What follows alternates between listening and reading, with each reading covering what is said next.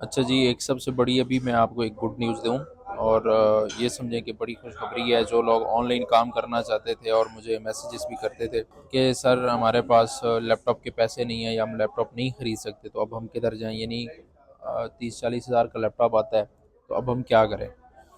तो जो हमारा फ्रीलांसिंग का कोर्स है गेस्ट पोस्टिंग का ना, वो आपके पास जो मोबाइल है आपके पास है, किसी लैपटॉप की ज़रूरत नहीं। जिससे मेरी वीडियो देख रहे हैं, इसी मोबाइल पे आप कर सकेंगे। अच्छा, इसमें 2 चीज़ें मैं अनाउंस कर रहा हूँ। एक तो ये है कि जो गेस्ट पोस्टिंग का होगा। अच्छा, ये भी बात बता दूँ, ऑफ़र मेरी अलग हैं।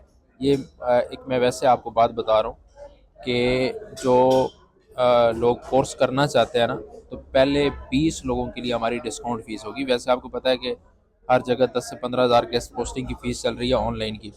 लेकिन जो पहले हमारे लोग होंगे उनके लिए होगी 8,000 रुपये फ़ीस। ठीक है जी? पहले 20 लोगों के लिए 8,000 फ़ीस।